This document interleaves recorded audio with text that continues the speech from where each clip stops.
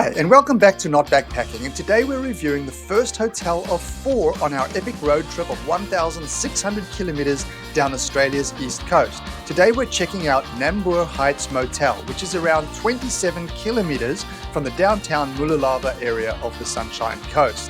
We stayed for 3 nights and were booked into room 16 upstairs. My initial thoughts are that the room is a really good size. This time I did the review just before we left instead of on arrival, so the beds look unmade and there are dishes in the sink. Usually I'm on my own for these reviews. They're a lot trickier when it's hot and you've got 2 roommates carrying heavy bags up the stairs. There's a connecting door to a neighboring room which would be great for bigger families. More on the kitchen amenities later. There's 2 chairs and a table, which is not enough if there's 3 of you sharing really, so we didn't use them. There's a good sized TV, although this very untidy setup was par for the course at what was a rather tired looking motel. There's a queen bed and a single with a small table between. There were issues with 2 light fixtures that didn't work at all, this one above the bed and a ceiling light in the back corner. The air conditioner was great in the muggy weather and there was a lovely balcony. We didn't sit out there very much, but you could hear birdsong, and except for one noisy guest who made loud phone calls out there, it was very peaceful.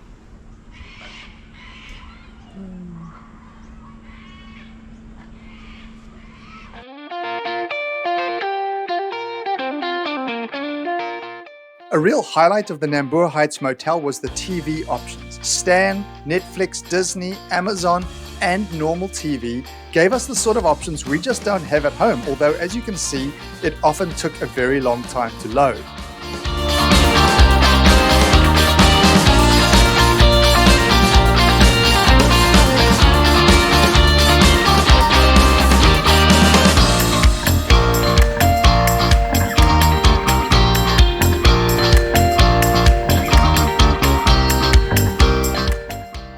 There was a separate storage rack for our big bags and a closet with ironing board, iron, plenty of shelf space, and then randomly an alarm clock in the bottom shelf. Not sure why it was there and not on the bedside table. We never tested it. The bathroom was a decent size but felt old. It came with basin, shower and toilet. The shower was a good size but water pressure was weak, and 2 nights out of 3 the water was not hot enough for me. It came with hair wash, body cleanser and conditioner. Bathroom supplies included a plug and a box of tissues, as well as bottled hand wash and a hairdryer. The kitchen was functional. It included sink, kettle, microwave that was really clean, and included a lid to place over food to avoid messy explosions. Tea and coffee supplies were provided, but as you can see, we ran out of tea by day 2. Although I asked for more, it was not restocked. We also had to ask for clean towels. There was no housekeeping at all. There was a fridge with milk, all cutlery and crockery for 3, a toaster, drying rack, as you have to do all your own dishes, and a tea towel. To remind us that this was Australia, we had a gecko visit us one night, but no spiders or snakes. There were fly screens on all windows and the balcony door.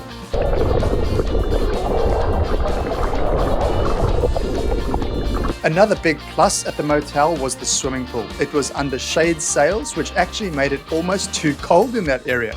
Elizabeth and I did very little swimming, but Grace loved it. So, what are our overall thoughts on the Nambour Heights Motel? Pluses include the big sized room, possibly the best TV options I've ever had at a hotel, and the swimming pool. But negatives were the lack of housekeeping, the tired looking rooms, lack of general maintenance, and there was almost nothing to do in the local area, so the pricing was quite steep for this location. We score it a 74.